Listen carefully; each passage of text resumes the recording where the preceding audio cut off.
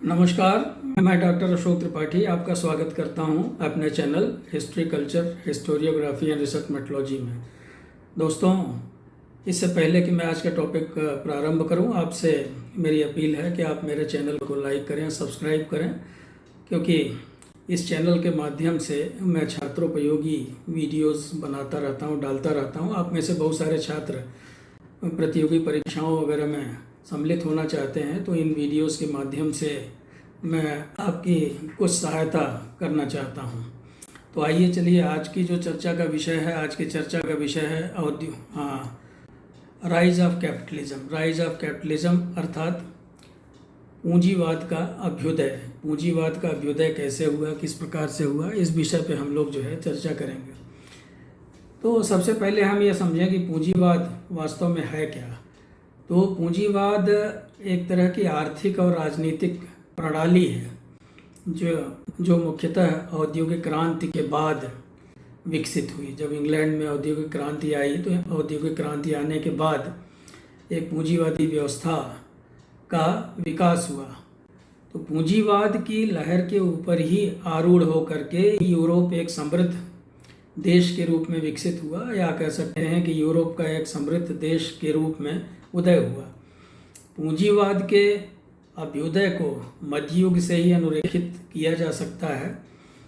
हालांकि आधुनिक युग के औद्योगिक पूंजीवाद या इंडस्ट्रियल कैपिटलिज्म जिसे कहते हैं को ही यथार्थ रूप से पूंजीवाद के रूप में पहचाना जाता है। लेकिन ऐतिहासिक दृष्टि से अगर इसका हम परीक्षण करें तो पहले एक तरह का कॉमर्शियल कैपिटलिज्म 13वीं शताब्दी के इटली वगैरह में विकसित हुआ था, जिससे हम सभी लोग परिचित हैं। उसके अलावा 16वीं शताब्दी के इंग्लैंड में भी एक तरह से हम देखते हैं कॉमर्शियल कैपिटलिज्म का विकास हुआ था।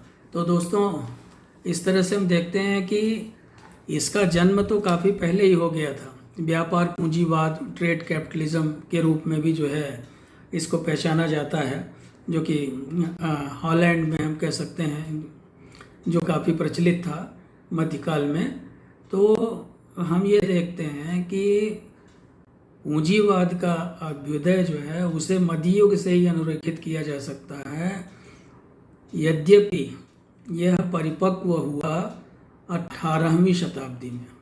19वीं शताब्दी के उत्तरार्ध में पूंजीवाद को विभिन्न नामों से पुकारा जाने लगा, जैसे कि पूंजीवादी एवं साम्राज्यवादी युग, ज्वाइंट स्टॉक पूंजीवाद, अज्ञात पूंजीवाद, सामूहिक अथवा नैगमिक पूंजीवाद, साम्राज्यवाद एवं नव्य पूंजीवाद इत्यादि।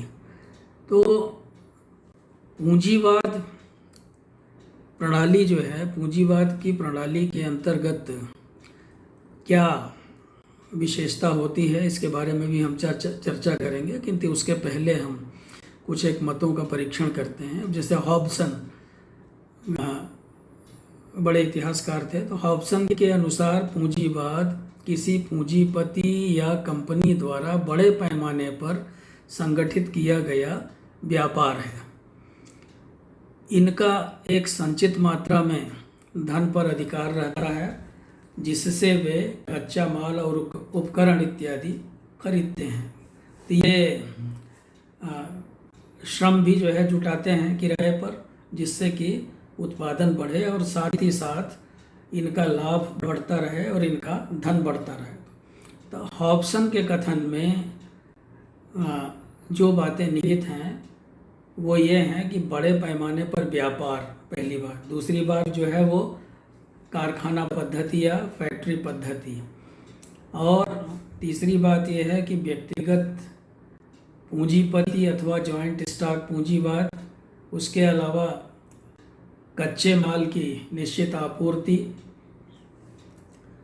और लाभ में भारी बढ़ोतरी, मशीनरी की उपलब्धता और कर्मचारी या श्रमिक इत्यादि, और ठेकेदार अथवा पूंजीपति आदि। तो मतलब हॉब्सन ने जो बात कही, तो ये सब जो है उनसे जुड़े हुए हैं।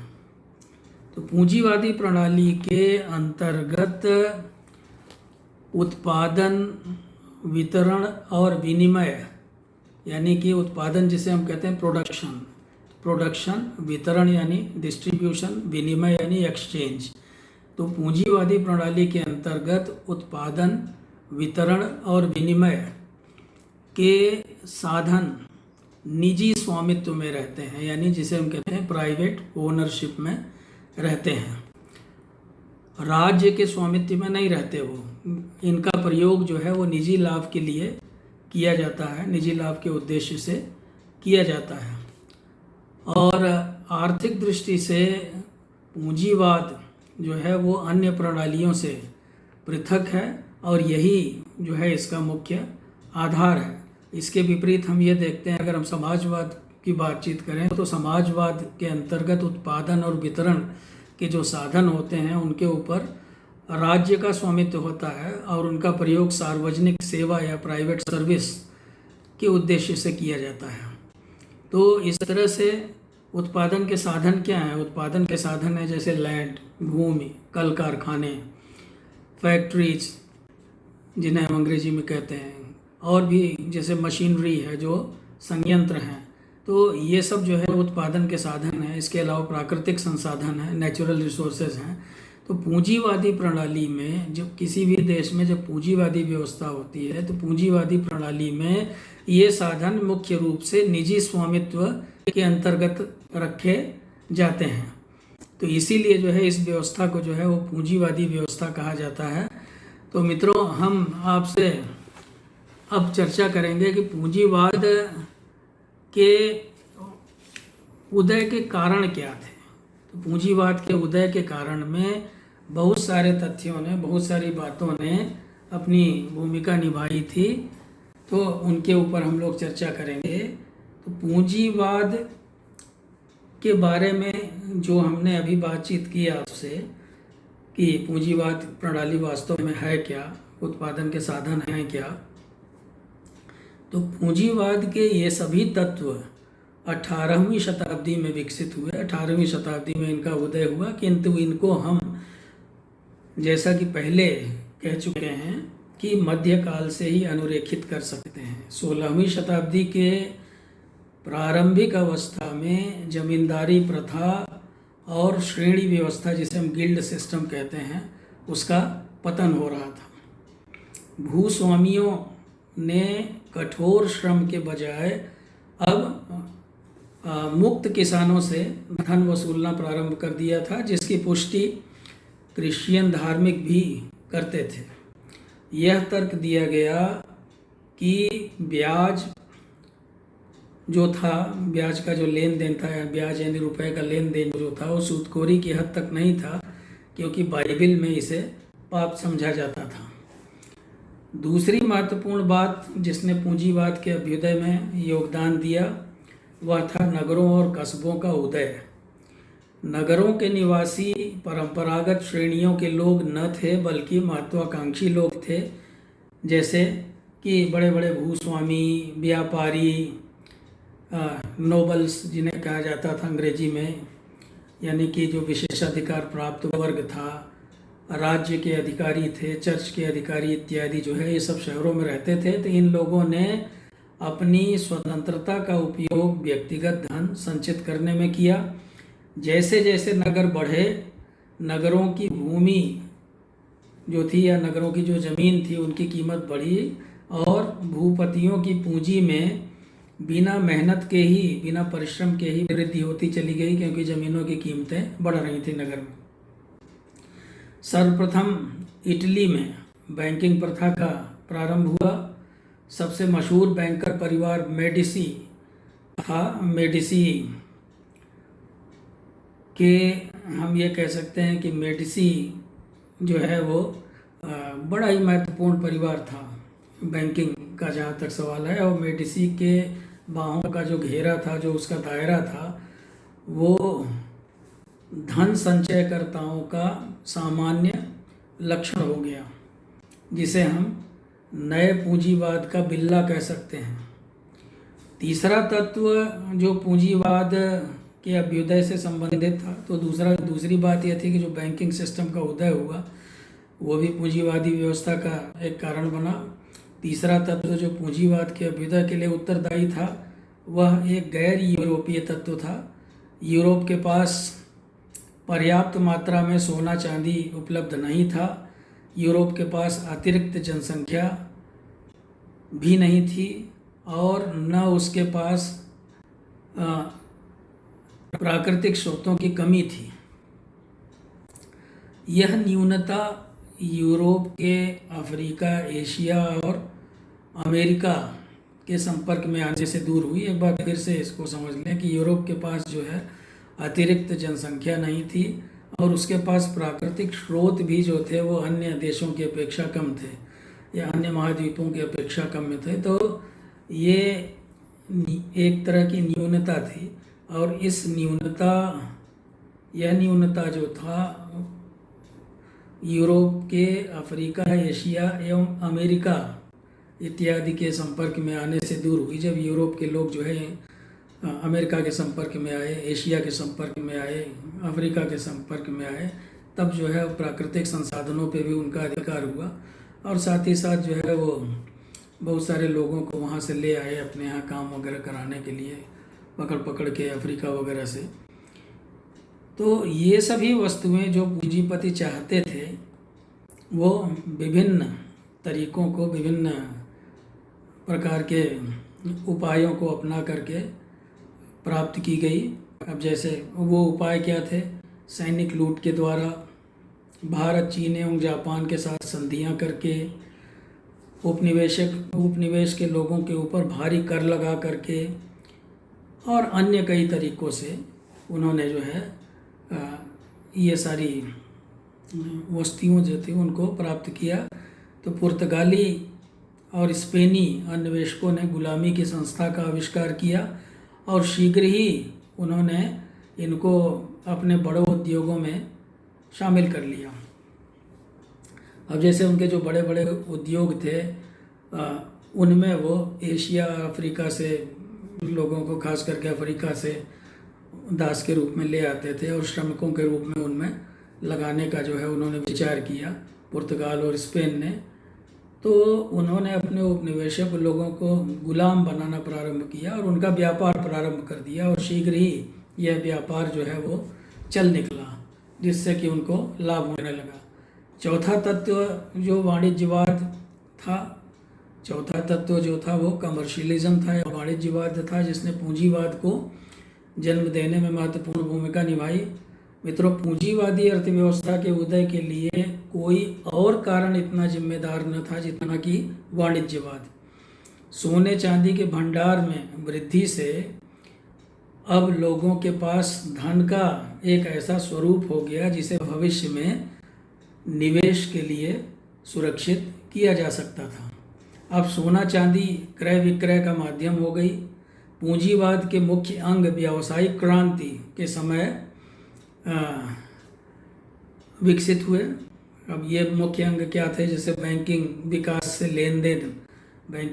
से लेन देन के जो और भी बहुत सारे तरीके विकसित हुए, जिससे कि व्यापारियों को आसानी होने लगी। जैसे चेक से पेमेंट होने लगा, जो हुंडियाँ वगैरह थी, मतलब तरह तरह के बैंकों के माध्यम से जो है अब कैश लेकर के चलने वाली जो समस्या थी बहुत ज़्यादा, वो सब समाप्त हो गई। लाभकारी व्यापार और वाणिज्य, बाजारों की उपलब्धता, विदेशों में पूंजी निवेश के अवसर, मध्यम वर्ग का उदय आदि ने पूंजीवाद के विकास में महत्वपूर्ण योगदान किया। तो ये सारी बातें जो हमने की, तो इन तथ्यों के अलावा कुछ अन्य बातें भी हैं जो बहुत ही उल्लेखनीय हैं पूंजीवाद के उदय के लिए। पूंजीवाद के विकास में क्रूसेड्स, भौगोलिक आविष्कारों, समुद्री यात्राओं, नवीन वैज्ञानिक उपकरणों इत्यादि ने भी बहुत महत्वपूर्ण भूमिका निभाई, बहुत महत्वपूर्ण योगदान दिया। क्रूसेड्स में जाने वाले लोग जो थे वो सिल्क, मसाले, चीनी, बहुमूल्य रत्न आदि वस्तुओं के संपर्क में आए और उन्होंने विदेश यात्रा तथा विदेश व्यापार की संभावना को बल प्रदान किया। एक तरह से उसको प्रोवोक किया कि इन देशों में आकर के हमारे देश के लोग व्यापार कर सकते हैं। भौगोलिक आविष्कार भी बहुत महत्वपूर्ण साबित हुए। उसके ऊपर मैंने भौगोलिक आविष्कारों के ऊपर मैंने एक अलग वीडियो बना के डाली हुई है, आप लोग देख सकते हैं कि उसका क्या प्रभाव पड़ा, क्या परिणाम पड़ा। तो भौगोलिक आविष्कारों एवं समुद्री यात्राओं से नए मार्गों की खोज हुई। Marco Polo, Columbus, Vasco da Gama आदि ने इस क्षेत्र में बहुत महत्वपूर्ण काम किया और बहुत महत्वपूर्ण योगदान रहा उनका जो है। तो इन यात्रियों के द्वारा पूर्वी देशों की संपन्नता के बारे में सुनकर अन्य लोगों को साहसिक अभियान करने की प्रेरणा मिली। वैज्ञानिक खोजों ने भी इसमें बड़ा योगदान किया। वैज्ञानिक खोजों जैसे मेरिनर का कंपास, एस्ट्रोलॉब का टेलीस्कोप, नए ढंग के जहाज़ों का निर्माण आदि ने उनका काम और आसान कर दिया। तो पूंजीवाद के विषय में एक बात आश्चर्यजनक है कि पुर्तगाल एवं स्पेन, जो कि विदेशों की संपदा के अन्वेषण में सर्वप्रमुख रहे थे, प्रमुख पूंजीवादी देश नहीं बन सके। उनके देश की परिस्थितियां कुछ इस प्रकार की थी कि वे पूंजीवादी देश न बन सके। इन दोनों देशों की आम जनता पूर्णतः कृषि की ओर समर्पित थी, कृषि को ज़्यादा अच्छा मानती थी। दोनों देश मुश्किल से अपने खाने पहनने का अन्न उत्पादन कर पाते थे। उनके पास इतना धन नहीं था कि वो उपनिवेशों में जा करके पूंजी निवेश करके उनके ऊपर अपना नियंत्रण कर सकें। तो इन देशों के पूंजीपतियों ने विदेशी बैंकरों से संपर्क साधा हुआ था, जिससे इनके धन का लाभ इटली, जर्मनी एवं डचों को मिल रहा था। इटली के बैंकरों ने लिस्बन एवं सेवाइल के प्रारंभिक अभियानों का खर्चा दिया, किंतु आगे चलकर बैंकिंग के क्षेत्र में जर्मन एवं डच जो थे वो इटली से आगे निकल गए। इटली के बैंक सिस्टम का पतन तुर्कों एवं ऑटोमन साम्राज्य की शत्रुता के कारण हुआ, क्योंकि इस शत्रुता के कारण रास्ते बंद हो गए। जैसे फॉल ऑफ कॉन्स्टेंटिनोपल के बारे में पढ़ते हैं आप पुनर्जागरण में कि कुस्तुनतुनिया के पतन के बाद हम ये देखते हैं कि जो रास्ते थे वो बंद हो गए। और इस शत्रुता के कारण जब रास्ते बंद हो गए तो यूरोपीय व्यापारी जो थे वो अपने मालों के लिए लिस्बन और सेवाइल जाने लगे बजाय वेनिस एवं जेनेवा के। तो जर्मनी के व्यापारी एवं बैंकरों ने अपना संपर्क रूस, स्कैंडिनेविया एवं इंग्लैंड से बढ़ाया। साथ ही उनके पास खनिजों जैसे लोहे एवं तांबे के स्रोत मौजूद थे, जिससे उन्होंने अपने सामानों के निर्यात को बढ़ाया और उसमें काफ़ी वृद्धि भी उन्होंने की। एंटवर्प बैंकिंग व्यापार का केंद्र बन गया। एंटवर्प शहर जो है बैंकिंग व्यापार का केंद्र बन गया। 6ठी शताब्दी के मध्य तक यूरोपीय देशों के हजारों विदेशी व्यापारी एंटवर्प में जमा हो चुके थे। एंटवर्प शहर ने आधुनिक पूंजीवाद की संस्थाओं के विकास में बहुत अधिक योगदान दिया। 1531 ईस्वी में सर्वप्रथम स्टॉक एक्सचेंज की स्थापना हुई। लॉटरियों का भी विकास हुआ। अनेक पब्लिक बैंक्स भी स्थापित किए गए। और जैसे इंग्लैंड में 1694 ईस्वी में और स्वीडन में 1656 ईस्वी में बैंकों की स्थापना हुई। इसी तरह से 16वीं शताब्दी में लंदन जो था वो एक प्रमुख व्यावसायिक देश बन गया जो है और एक प्रमुख पूंजीवादी देश बन गया। तो मित्रों, हम थोड़ा अलग अलग देशों के बारे में बातचीत करेंगे। तो आज हम ब्रिटेन में कैपिटलिज्म का विकास कैसे हुआ इसके ऊपर चर्चा कर लेते हैं। 16वीं शताब्दी के मध्य से कपड़ा व्यवसाय एवं कृषि क्रांति के कारण इंग्लैंड के व्यापार और वाणिज्य में अभूतपूर्व वृद्धि हुई। 16वीं शताब्दी में भूमि के बाड़े के रूप में कृषि एवं उद्योग में के मध्य हम कह सकते हैं कि पारस्परिक व्यवहार था, जबकि बाड़ों ने ऊन के उत्पादन में वृद्धि की और ग्रामीण बेरोजगारी को जन्म दिया। शहरी क्षेत्रों ने ग्रामीण बेरोजगारों को अपने आप में समाहित कर लिया। यह समझौता प्रारंभिक बैंकिंग के विकास के साथ और विकसित हुआ, जिसका केंद्र लंदन था। ब्रिटेन के इस कदम को एक कारीगर अधिनियम द्वारा श्रेणियों को नियंत्रित करने के रूप में प्रोत्साहन मिला। सामान्य ढंग से कहें तो इंग्लैंड के शासक ने भी 16वीं शताब्दी के प्रारंभ से ही आर्थिक क्षेत्र में उठती इस लहर को प्रोत्साहित किया। तो उपर्युक्त तथ्यों ने 17वीं शताब्दी में इंग्लैंड में धन संचय का नेतृत्व किया। ब्रिटेन में संचार के विभिन्न भागों में प्रारंभिक उपनिवेश बसा लिए थे। भारत में बंगाल, बिहार और उड़ीसा से ईस्ट इंडिया कंपनी के अधिकारियों द्वारा छीन झपट कर लाए गए धन ने पूंजी के संचय को और बढ़ाया। इंग्लैंड में पार्लियामेंट एवं राजतंत्र के मध्य संघर्ष ने व्यक्तिगत अभिक्रम को अधिकाधिक स्वतंत्रता और प्रोत्साहन प्रदान किया, जो पूंजीवादी व्यवस्था के लिए बहुत सहायक सिद्ध हुआ। 17वीं शताब्दी में प्योरिटन नीतिशास्त्र ने इंग्लैंड में पूंजीवाद की प्रकृति को मंजूरी प्रदान कर दी।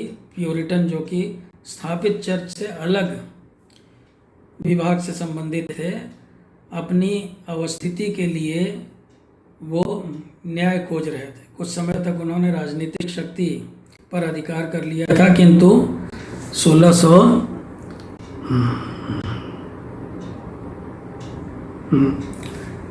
1660 ईस्वी में वो राजनीतिक शक्ति खो बैठे। उन्होंने अपनी अवस्थिति के साथ न्याय करने की उत्सुकता हुई, तो किंतु 1660 ईस्वी में वे अपनी राजनीतिक शक्ति खो बैठे। उन्हें अपनी अवस्थिति के साथ न्याय करने की उत्सुकता हुई। उनकी उत्सुकता कई गुना बढ़ गई और एक यह तर्क चल पड़ा कि वे चुने हुए लोग थे जिन्हें ईश्वर के हाथों मोक्ष मिलने वाला था। तो इन्होंने मितव्ययिता का व्यवहार प्रारंभ किया, क्योंकि धन एवं तड़क भड़क को धार्मिक मंजूरी, धन एवं तड़क भड़क जो है वो धार्मिक मंजूरी के साथ अच्छी प्रकार से नहीं चल सकते थे। तो इस प्रकार 17वीं शताब्दी की कहावत प्रचलित हुई कि क्रॉमवेल युग के बाद कोई ईमानदार कसाई था। इस प्रकार 17वीं शताब्दी में कि एक कहावत प्रचलित हुई कि यदि क्रॉमवेल युग के बाद कोई ईमानदार कसाई था, वह कोई अन्य नहीं, क्रॉमवेल का विघटित सिपाही था, और उनमें सब प्योरिटन थे। तो 17वीं शताब्दी के बाद पूंजीवाद के विकास का नया चरण प्रारंभ हुआ, जो कि बिना किसी बाधा के पूंजीवादी लाइन पर उद्योगों के संगठन के रूप में सामने आया। इंग्लैंड के बाज़ारों में काफ़ी वृद्धि हुई। उसने अपने औपनिवेशिक और व्यावसायिक प्रतिद्वंदियों जैसे स्पेन, हॉलैंड, फ्रांस आदि को परास्त कर दिया 1713 ईस्वी तक। तो 18वीं शताब्दी में व्यक्तिगत अभिक्रम, जो कि 16वीं शताब्दी में प्रकट हुआ था, व्यक्तिगत अभिक्रम ने स्वयं को ठेकेदारी संबंधी कार्यवाहियों में परिवर्तित कर दिया। उद्यमशील व्यापारियों और पूंजीपतियों की तरफ से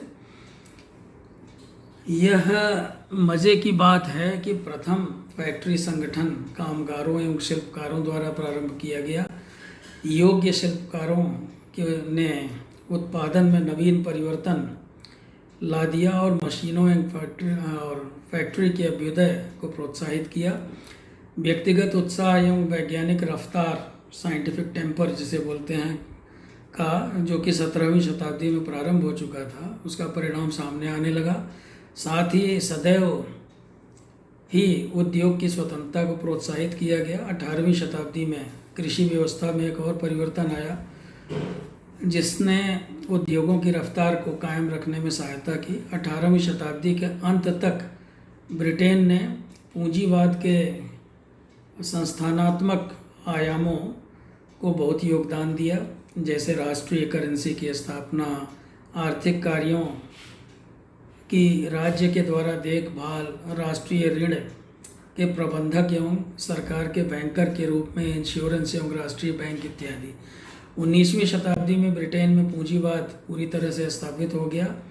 इस समय तक बड़ी संख्या में उद्योग स्थापित हो चुके थे। व्यक्तिगत संपत्ति की पवित्रता में विश्वास किया जाने लगा। लेसे फेयर की नीति के द्वारा लाभ को प्रोत्साहन दिया गया। मुक्त व्यापार की नीति ने ही विदेशी व्यापारों की खोज के लिए व्यापारियों को प्रोत्साहित किया। ज्वाइंट स्टॉक कंपनियों का अभ्युदय हुआ। बैंकिंग पद्धति का राज्य द्वारा नियंत्रण हुआ। 19वीं शताब्दी में ब्रिटेन के पूंजीवाद का सबसे महत्वपूर्ण पहलू इसका राजनीति के साथ घनिष्ठ संबंध था, जिसे दूसरे शब्दों में फाइनेंस कैपिटल अथवा पूंजीवादी साम्राज्यवाद कहा जा सकता है। तो मित्रों, उम्मीद है कि ये वीडियो आपको पसंद आया होगा। अगर पसंद आया हो तो इसको लाइक करें और इस पर कमेंट भी करें, और साथ ही साथ मेरे चैनल को सब्सक्राइब करें। अब इसके अगले पार्ट में हम चर्चा करेंगे कैपिटलिज्म इन फ्रांस में किस तरह से कैपिटलिज्म का विकास हुआ, फिर उसके बाद जर्मनी में कैसे विकास हुआ और कैपिटलिज्म का, फिर उसके बाद जापान में कैसे कैपिटलिज्म का विकास हुआ। तो फ्रांस, जर्मनी और जापान में कैपिटलिज्म के विकास के लिए, पूंजीवाद के विकास के लिए आप अगला वीडियो देखिए, जो इस वीडियो का दूसरा भाग होगा। तब तक के लिए नमस्कार, शुभ दिवस।